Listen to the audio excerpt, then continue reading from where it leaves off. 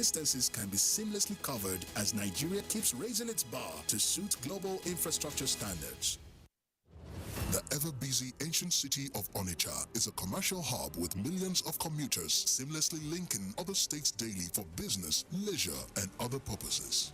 To upscale its road network, the construction of a 1.6-kilometer long second Niger bridge, including a 10.3-kilometer highway furnished with other infrastructure, has been in motion by the federal government. This project will ease congestion on the existing 56-year-old Onicha bridge and boost the economic capacity of the state as it easily connects to other parts of the country. The completion of the world-class second Niger Bridge Onicha will be one of the many proud moments of the state, its people, Nigerians, and foreign investors. Onicha, which hosts the largest market in Africa, is geared up to boast of an impressive road network. Once again, these moments are made alive by the federal government, and it is deserving of all the applause.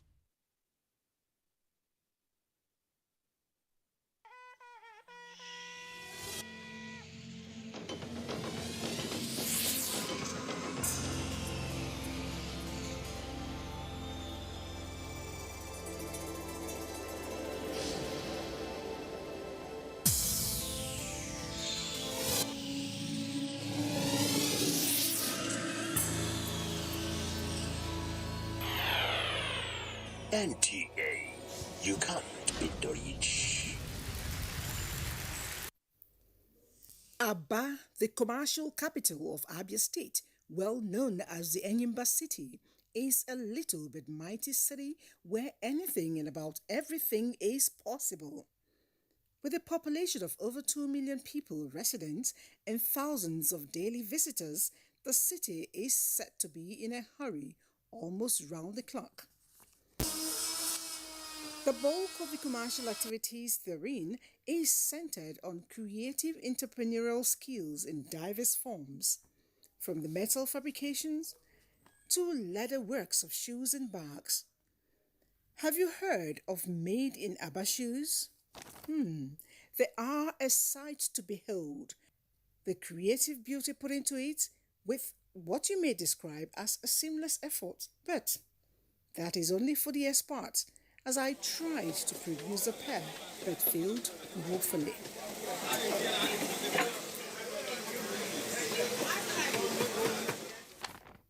Now we know that it is easier said than done for the novice. How then do these experts get the job done? The Aba people, God gave us special strength. No matter any quantity you will order now, we will make sure that will satisfy our customers. Who really are their target buyers? Nigerians are not patronizing our products. Instead of them patronizing what we are producing, Cameroonians, Togo, Ivory Coast, Abidjan, all these African sub-Saharan countries, they are the people that are coming in here to buy our product because they know the value. Is this business really profitable? There's money here. There's money here. There is money. If the government can help us to move forward, we will turn the economy of this country round. We will not be mentioning anything like joblessness again. All these young school leavers who don't have jobs, you see many of them here.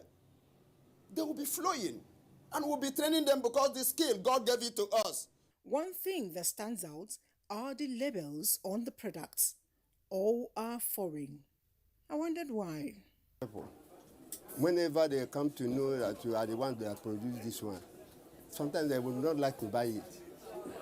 They prefer the ones they don't know, the person that worked it, than the one they know, the person that worked it. The Aba shoes seem to be high in demand, especially within the west coast of Africa. What stands it out? We are using two kinds of leathers. One is animal skin and a synthetic. It's Nigerian leather. That's why the country prefer this leather to those of their own leathers.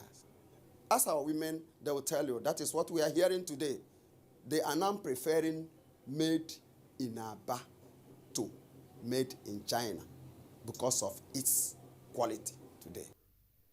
Given the fact that this little town known as the Japan of Africa can well produce footwears for the entire Nigeria and beyond, what then is stalling the effort? Shoe manufacturing is something that needs brain work. They should first of all talk about an environment, a place that is made, that is cited for leather and the garment. Provide us, if not another thing, let there be electricity, let there be empowerment. They don't have the equipment. We are working too much with hand. So we are stressing ourselves. Not long ago, the state government took a giant stride to build on the people's efforts. Some of the designers were sent to China to learn and acquire more skills and finesse in this area.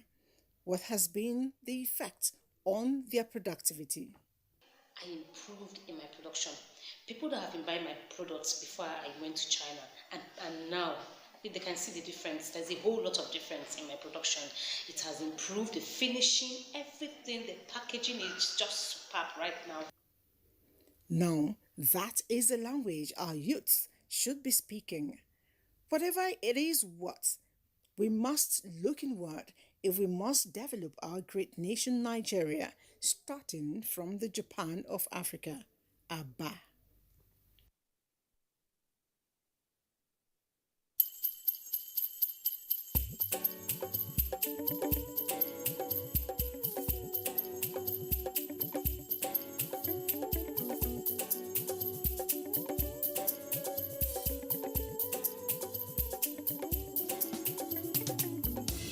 It's all in the air and it's all in my heart. The feeling of anticipation. Let the songs and cheering out everywhere in celebration. Some go there fry chin, some go there fry meat, some go there cook jollof. Me, I go shop potato with decorations everywhere, making it very clear. It's the season and a reason to turn your frown upside down. It's the season and a reason to spread love and joy all around.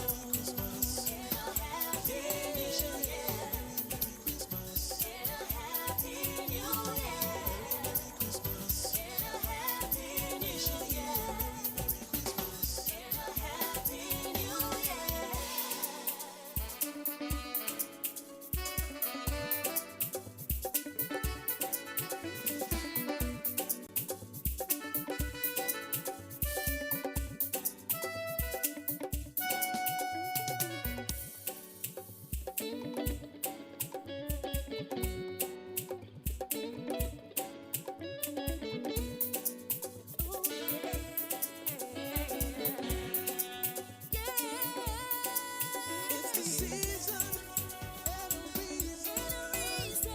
Turn your frown upside down. It's the season and a reason to spread love and joy all around.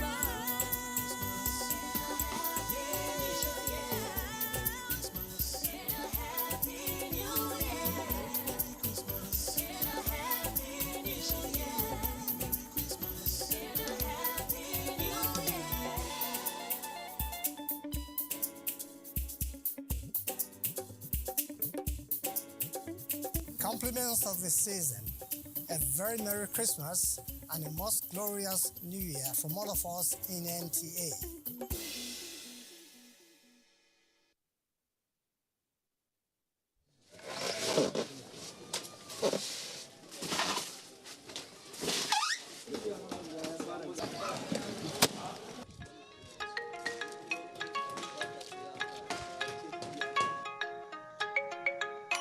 Leather industry in Kano is as old as the beginning of the Hausa civilization. Spanning over 1,000 of years, the industry supplied leather materials to the hinterland and also served as a major trade link between Kano and other parts of the world. through transparent trade. It flourished for many years and served as an essential economic mainstay of the Hausa land. In Kano today, few tanneries struggle to operate at a capacity quite inadequate to feed the local leather.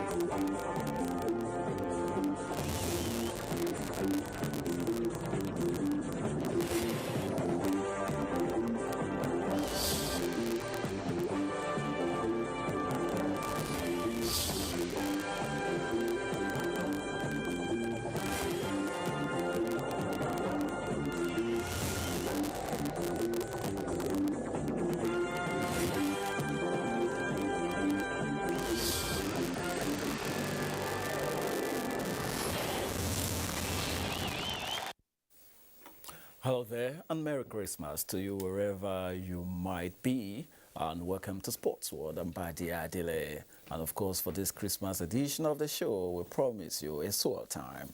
And of course, we have a lot to talk about. Do not forget that AFCON 2021, which is going to be held in 2022, is about 2 weeks away, and we're hearing, it's become a debate. Some want it to go ahead, while others want it to be shifted for the fourth time, maybe this time to June.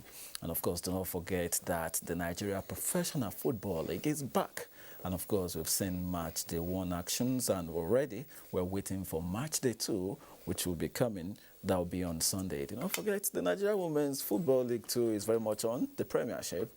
And of course, let's return to AFCON now and tell you that the Super Eagles 28-man squad, we have the list now, and so we're going to dwell on that on the show. And do not forget, when you go to Europe, we're going to talk about postponements and other matches that we have. We know that so many leagues are on break, but the Premier League, they are saying they are not going on break. So we have a lot to talk about when it comes to that, and I will not be doing that alone. I've got two capable hands here with me, but my immediate right is no other person than Coach Haruna Ilerika. Welcome to the show. Merry Christmas. Thank you very much.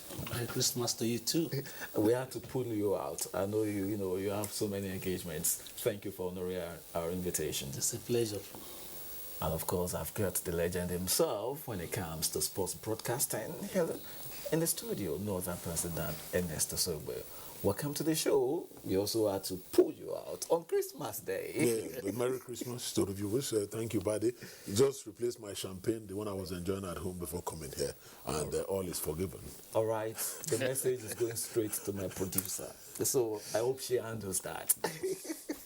All right. Well, let's let you know if I can be a part of the show. Very soon, we're going to leave the phone lines, on the screen for you to be a part of the show. And of course, you can join us on social media. You can do that on Instagram and Facebook at NTSports24. All right. Where are we going to start from? If not, the Super Eagles list, because the Super Eagles of Nigeria, we saw. Don't forget that Gernot Roy is no longer in charge. I think we need to let you know that. The 28-man squad, the list is out, and, we're going to take a very critical look at it. I wouldn't know. Ernest, have you seen the list? Yes, I've seen. The 28 for you is going to come on the screen right away. Okay. For you, what will be your reaction to what you've seen so far?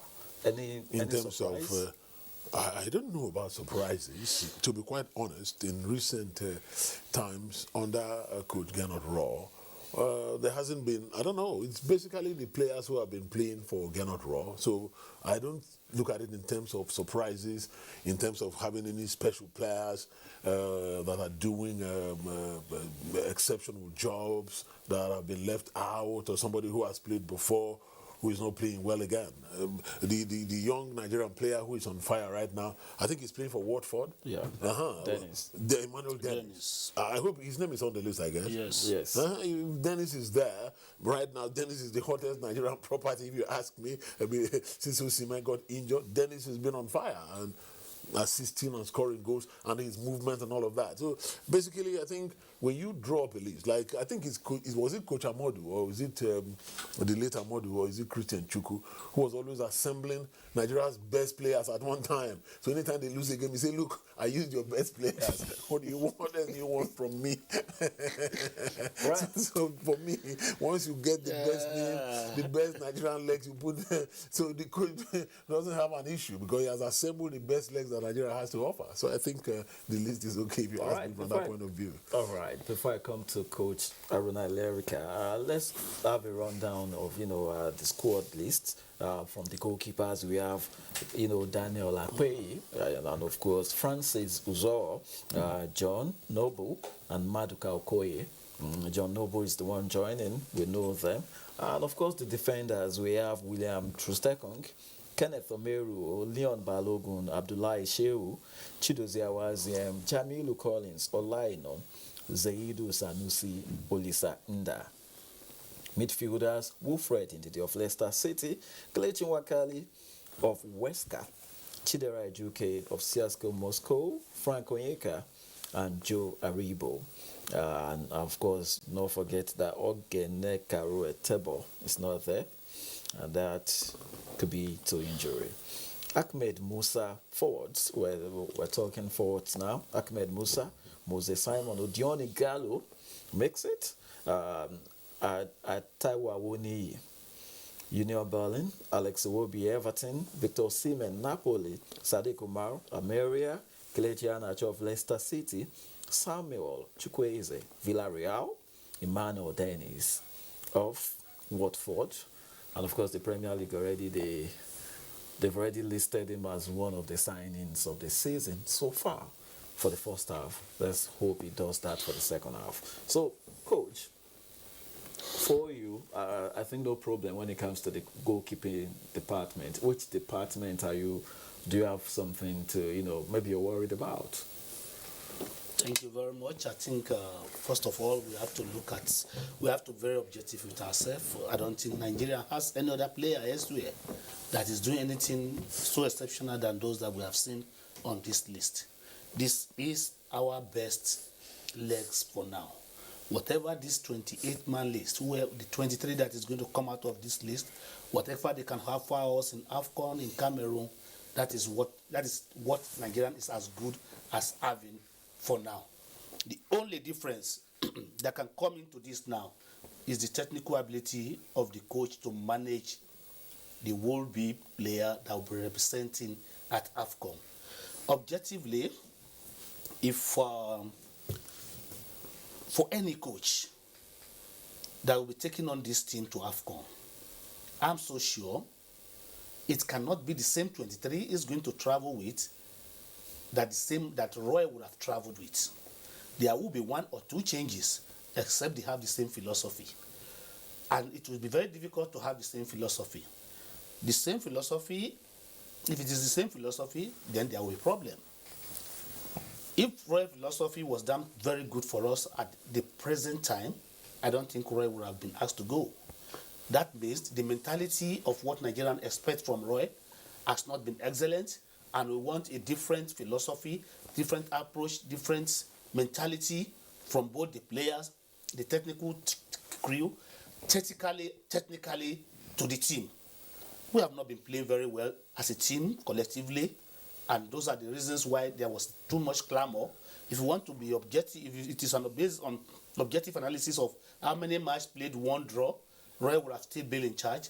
But yes, sometimes you can win a game, but there might be too much complaint, maybe as a result of the team philosophy. Nigeria wants to see beautiful football, beautiful win. Even if we don't win, we want to see a robust football that the whole nation would all be proud of. Yes. Why are we referring to the US 94 team at all time? They are not the only set of Super Eagles, but they went somewhere, They show a class of tactical play, and the whole world was proud of them. So these are the kind of things we want the new set of Eagle to replicate in AFCON. Go there, go and show quality display, and this can be done with the work of a coach. A coach has to introduce a formation that can help the team play, have a synergy together, so that all of us will be able to say, oh, this is a good team. Okay. And that is all that is being expected of any coach that is taking charge of this team now. All right, beautiful. I would like us to, take a further look at, at this squad. Let's go with the midfield. Okay. And next, Wilfred Ndidi. Kelechi Nwakali is returning. He's been selected now. Maybe it's one of the changes there. Chidera Ejuke and Frank Onyeka and Joe Aribo.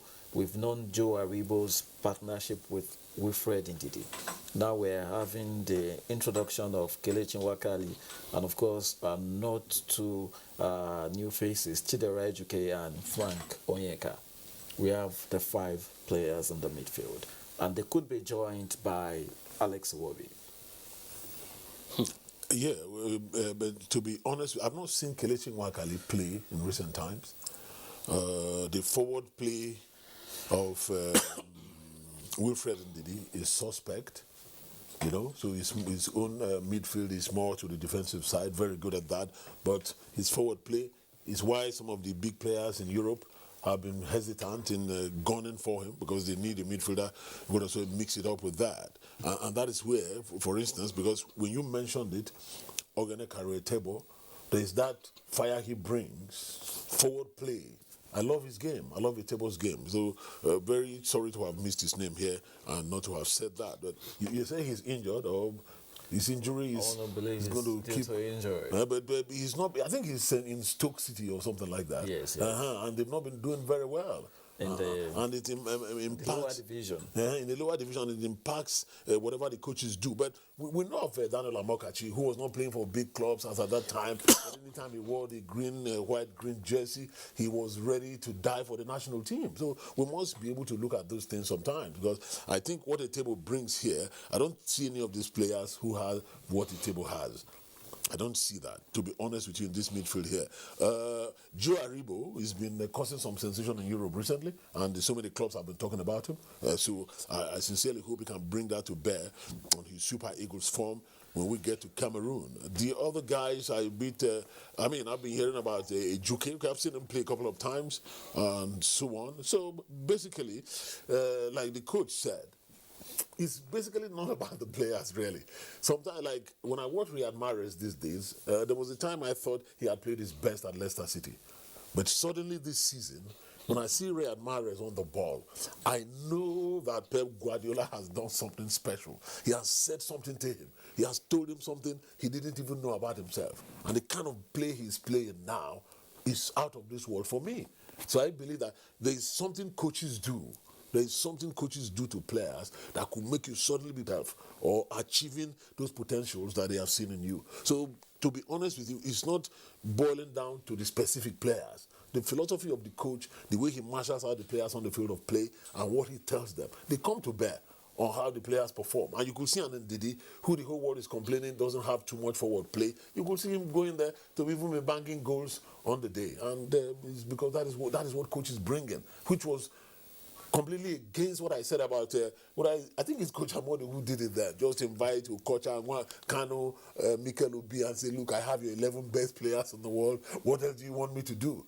Coaches have something to add. That's why they are there. They're not just there to assemble players to play. So we sincerely hope that whoever takes them to Cameroon, because we see potentials in this team.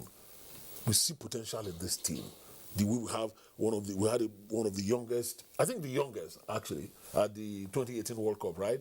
Yeah. So we want to see that thing manifest. Unfortunately, Gennaro Roy did not live up to expectations. So we sincerely hope that whoever takes them to Cameroon will be able to bring out the best of the players. All right, Coach, let's look at the midfield together again. Wilfred Ndidi looks like he's going to be a starter. He's in the first 11 already. No doubt about that. So for you, who are the two other guys if we're going for 4-3-3 formation, which looks like what we're going to go for? Let's be objective with ourselves. When you look at this midfield, combination. Chidera Igioke is not even a midfielder. Why it's listed there, I don't know. You categorize him in this attack. Sometimes coaches, in attempts to absorb some player into some certain department, you try as much as possible to create role for them. Where are you going to play Chidera in the role of a midfielder here? Are you playing a wing play? If you say it's a midfielder, then you bring Moses Simon, all of them to the midfield. Let's be realistic. Apart from Kelechi, apart from Ndidi, who plays an holding midfield role. Yeah. And when you look at the current defense line of the Super Eagle, we are supposed to have two holding midfielders, so that will create an enabling environment for Alex Iwobi to be able to move around with the ball. He's the playmaker in this team when you look at the combination of all the midfielders stroke attack in this team at the moment. There is no ball carrier here apart from Ndidi. Aribo too can do that. But we cannot play two offensive attacker. Midfielder at the back of the striker. It's not possible. Our defense line does not create that kind of depth. The recent matches they played gave room for that, not too much of that confidence to say, okay, we can play 3-man defense, or we play 4-man defense, but we have maximum confidence of playing only one holding midfielder. We need to play two, so that we have one central midfielder who can move around, Aribo or Nwobi, who can move around with the ball. Nwobi has another role to play. He can play more from any of the two sides of the attack, either from the right or from the left side of the attack. So when you look at it very well, we don't pray for injury. If injury happens earlier in the game to the midfield role, we will start biting our finger very early. We'll start doing that very early. That midfield, the compartment is not at the fullest. You understand me? Like the attack. The attack is even overbloated. It's overpopulated. So by the time they are going to drop, you will see that most of the droppings will come from the attack. And you will be surprised that some of the droppings, you will be the one that you say, why do they drop this? Why do they drop that? There is no two ways. Somebody must definitely have to give room for somebody.